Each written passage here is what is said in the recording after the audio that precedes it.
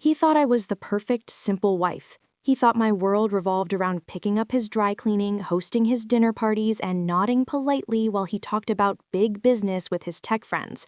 He called me his anchor, but what he really meant was that I was a weight he dragged around, decorative, heavy, and silent. My name is Claire.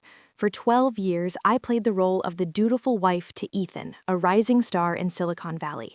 I cooked, I cleaned, I dimmed my own light so he could shine brighter. But Ethan made a mistake that arrogant men often make. He assumed that because I was quiet, I was stupid. He invited me to a high-stakes dinner with his most important Japanese investor. He told me to just smile and look pretty. He assumed that when he switched languages to mock me right to my face, to confess his financial crimes, and to brag about his mistress, that I wouldn't understand a single syllable. He didn't know about the headphones I wore while he slept. He didn't know about the 2 years of secret study. He didn't know that while he was building a house of lies, I was learning the language of his destruction. I sat there. I smiled. I poured his sake. And I listened to him destroy his own life word by word. This isn't just a story about a cheating husband. This is a story about the danger of underestimating the person who shares your bed. Before I tell you exactly how I dismantled his life using his own words, I want to know who is listening. Pause the video right now. Go to the comments and tell me, where are you watching this from? And tell me, what is the biggest secret you've ever kept from a partner? I'm reading every single one. Now, let's go to dinner. To understand the end, you have to understand the beginning. Ethan and I met in our 20s. Back then, I wasn't the housewife. I was a marketing coordinator with dreams of running my own firm. I was vibrant. I was loud. I loved photography, travel, and complex literature. But Ethan was a force of nature. He was ambitious, charismatic, and demanding. He worked in tech, and in the Bay Area, tech is a religion. Slowly, over a decade, our marriage shifted. It wasn't an explosion, it was an erosion, like water wearing down a stone. He got promoted, I took a step back to manage the house. He traveled, I stayed home. He became important. I became essential support. By our 10th anniversary, our conversations had become transactions. Did you pay the landscaper? My gray suit needs pressing for the Tokyo summit. Make sure the hors d'oeuvres are gluten-free for the boss. I told myself this was normal. This is just marriage, right? The passion fades, the partnership remains.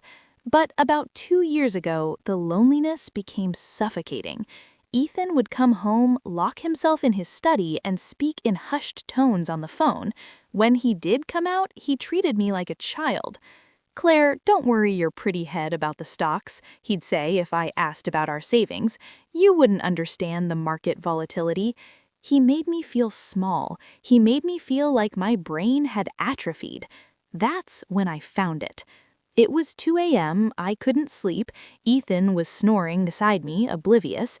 I was scrolling through my phone, desperate for something to engage my brain, when I saw an ad for a language learning app. Japanese. I had taken a semester of it in college 20 years ago. I remembered loving the structure of it, the elegance of the kanji. On a whim, I downloaded it. I didn't tell Ethan.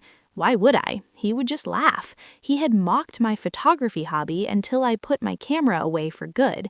Why take pictures, Claire? Everyone has an iPhone. So Japanese became my secret garden. For 18 months, I studied with an obsession I didn't know I possessed. When Ethan left for work at 7 a.m., I put on my headphones. While I scrubbed the floors, I repeated verb conjugations. While I drove to the grocery store, I listened to advanced business podcasts from Tokyo. While he sat in his study ignoring me, I sat in the living room with a Japanese novel hidden inside a Good Housekeeping magazine. I hired an online tutor, a woman named Yumi from Kyoto. We met twice a week via video chat while Ethan was at the gym. "You have a natural ear, Claire-san. Your accent is very clean." I told her, "It's because I listen. I've spent my whole life listening." I became fluent, not just tourist fluent. I could understand the nuance of news reports. I could understand the subtleties of polite refusal versus rude dismissal. I kept waiting for the right moment to surprise Ethan.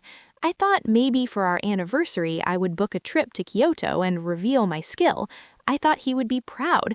I thought he would look at me and say, "Wow, Claire, you're brilliant." I was so naive. Then came the Tuesday in late September.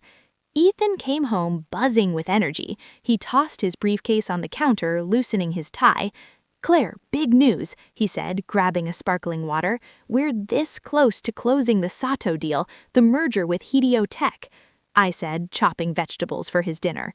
"Mr. Sato is flying in from Osaka next week. He's old school, traditional. He insisted on a private dinner to assess the character of his partners." He paused, taking a swig of water. "I need you to come." I stopped chopping. "To the business dinner?" "Yes. Sato asked if I was married. In his generation, a stable marriage is a sign of a stable man. It's good optics." Optics. That's what I was. A prop. "Okay," I said. "I'd love to go." "Great," Ethan said, turning to leave the room.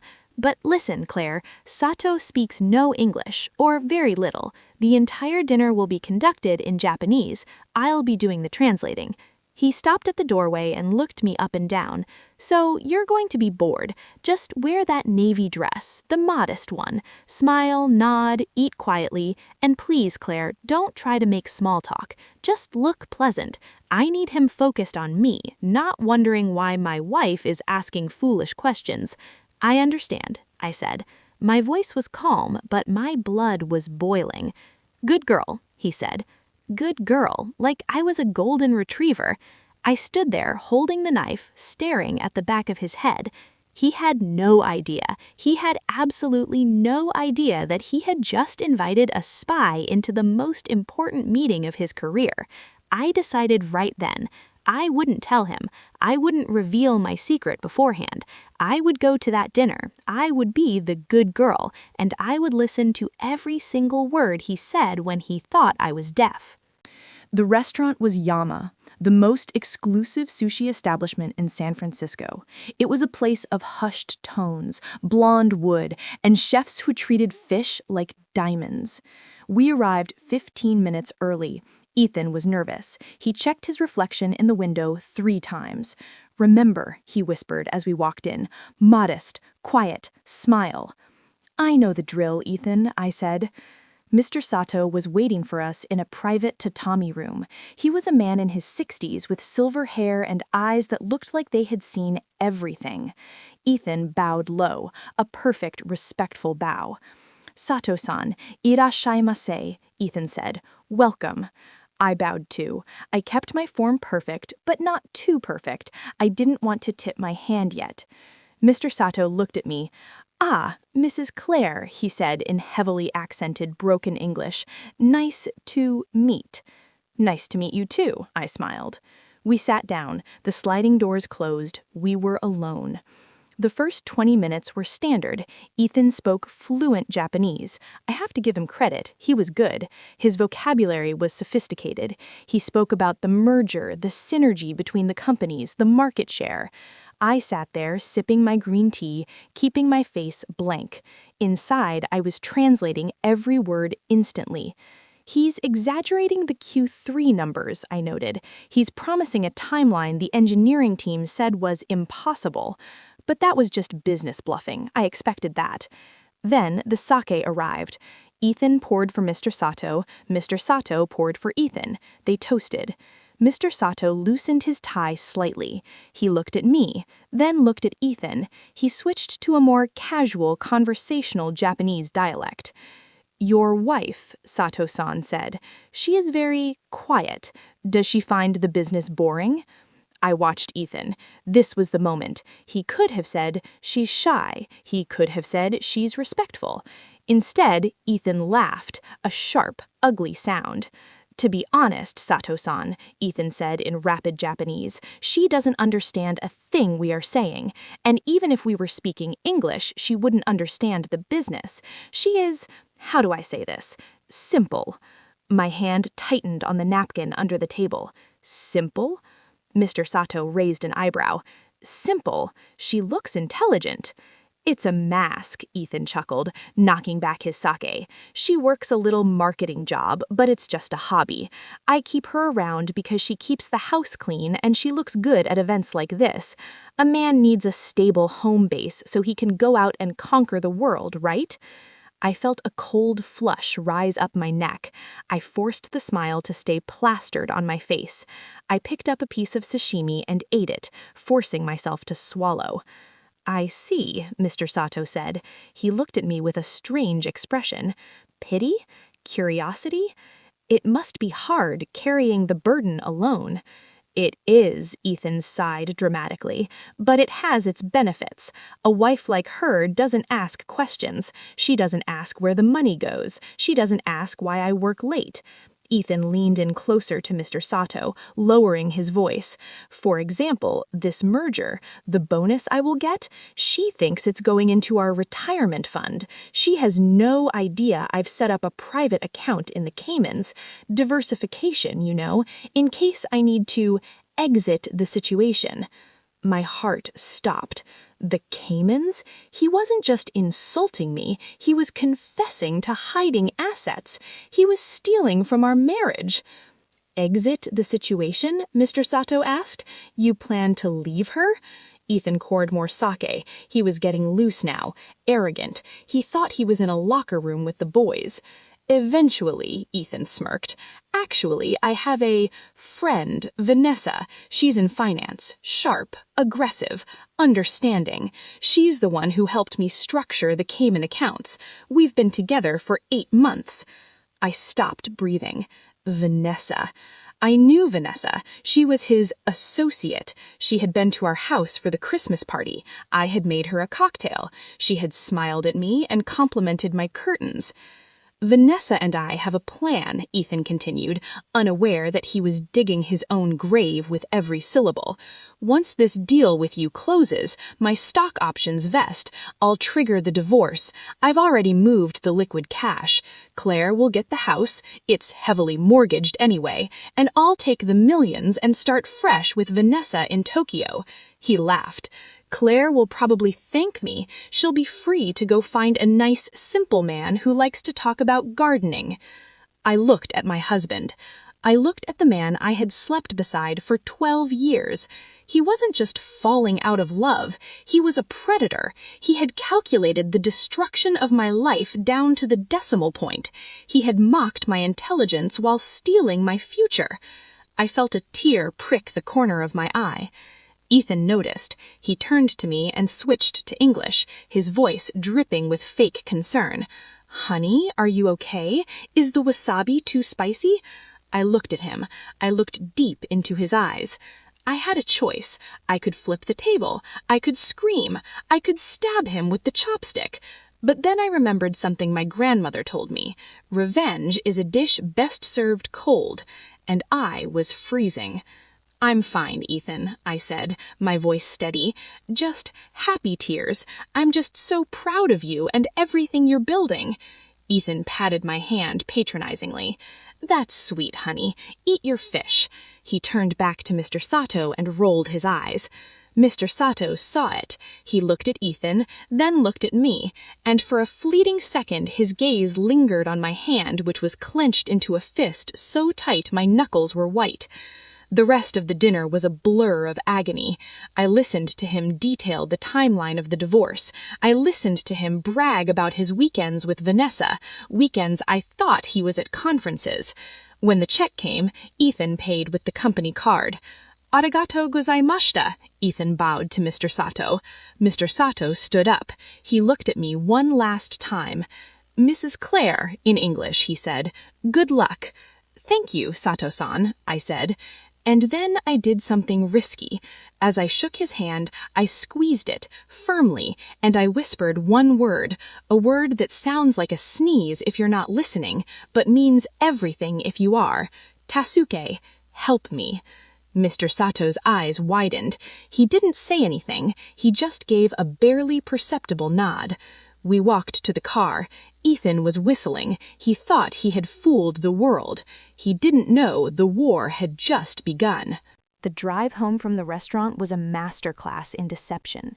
Ethan was humming Bohemian Rhapsody, tapping his fingers on the steering wheel, completely high on his own arrogance. "I think that went really well," he said, glancing at me. "Sato seemed impressed. You did good, Claire. You smiled at all the right times." "I'm glad, Ethan," I said, staring out the window at the passing streetlights. Inside, I felt like I was screaming. Every muscle in my body was tight. I wanted to confront him right there in the car. I wanted to scream, "I know about the Caymans. I know about Vanessa." But I didn't, because Emma, my best friend from college, who was now a ruthless divorce attorney, had taught me the most important rule of war: never strike until your enemy is unarmed. When we got home, Ethan kissed my cheek, a dry, perfunctory peck. "I've got some emails to send. Don't wait up." He went into his office and locked the door. I went upstairs. I didn't cry. I didn't panic. I walked into the bathroom, turned on the shower to drown out any noise, and I sat on the closed toilet lid with my phone. I called Emma. It was 11:30 p.m. "Claire?" she answered, groggy. "He admitted it," I whispered. "He admitted everything. The offshore accounts, the mistress, the plan to leave me with nothing." "Did you record it?" Emma asked, instantly, waking up to lawyer mode. "No," I said, "I didn't have a device. But Emma, he said it in Japanese. He thinks I don't know." There was a pause on the line. Then Emma let out a low whistle. "Oh, that arrogant son of a—" She took a breath. "Okay, Claire, listen to me. This is dangerous. If he's moving money offshore, he's committing fraud. If we tip him off, he'll hide it deeper. We need proof, hard proof." "How?"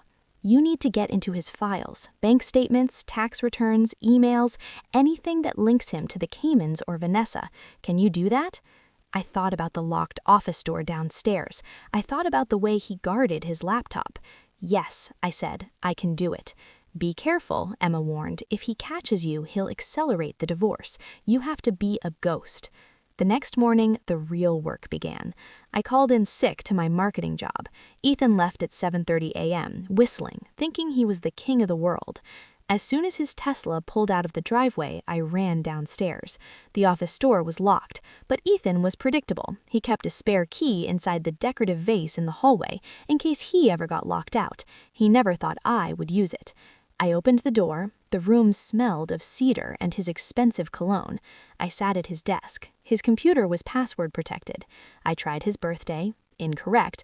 I tried our anniversary. Incorrect. I tried Vanessa. Incorrect. Then I remembered the dinner. He bragged about his stock options vesting. He was obsessed with money. I tried M1LLION. Access granted. My heart hammered against my ribs. I felt like a criminal in my own home. I didn't look at the family photos on his desk, photos of us smiling in Hawaii, lies captured in frames. I went straight to the finances folder. It was worse than I thought. He hadn't just opened a new account. He had been siphoning our joint savings for 2 years. $10,000 transfer to Shell Corp A, $15,000 transfer to Island Holdings. I took photos of everything with my phone, every statement, every transfer ID. Then I went to his email. I searched Vanessa. Hundreds of emails popped up. Some were professional, most were not. "Can't wait for Tokyo, baby. The wife is clueless. She thinks I'm at a conference. Just a few more months until the Sato deal closes, then I pull the trigger." I felt bile rise in my throat. Reading it was different than hearing it. It was visceral, disgusting. But then I found the smoking gun, an email chain between Ethan and his company's CFO, personal emails off server, discussing how to structure the Japanese deal to inflate the stock price artificially before the quarterly report. Insider trading, securities fraud. He wasn't just a cheater, he was a criminal, and he was doing it using company resources. I downloaded everything. I uploaded it to a secure cloud drive Emma had set up. I spent 6 hours in that chair. I learned that he had bought a condo in Tokyo under Vanessa's name. I learned that he had gifted her the diamond earrings I thought he had lost. At 4 p.m., I heard the garage door open. He was home early. I scrambled. I closed the windows. I wiped the browser history. I wiped the desk where my elbows had rested. I locked the door and sprinted to the kitchen. I grabbed a bag of frozen peas and put it on my head just as he walked in. "Claire?" he asked. "What are you doing?" "Migraine," I lied, wincing. "I've been in bed all day." "Oh," he said, uninterested. "Well, order some takeout. I'm going to be in the study all night. Big moves happening." "Okay, honey," I said. He walked past me to the office. He unlocked the door. He sat in the chair I had just vacated. He didn't notice a thing. We spent the next 3 weeks building the case. I was living a double life. By day, I was the doting wife, ironing his shirts and listening to him brag. By night, I was meeting Emma in parking lots, handing over thumb drives. "This is nuclear, Claire," Emma told me, looking at the insider trading emails. "This isn't just a divorce, this is federal prison time."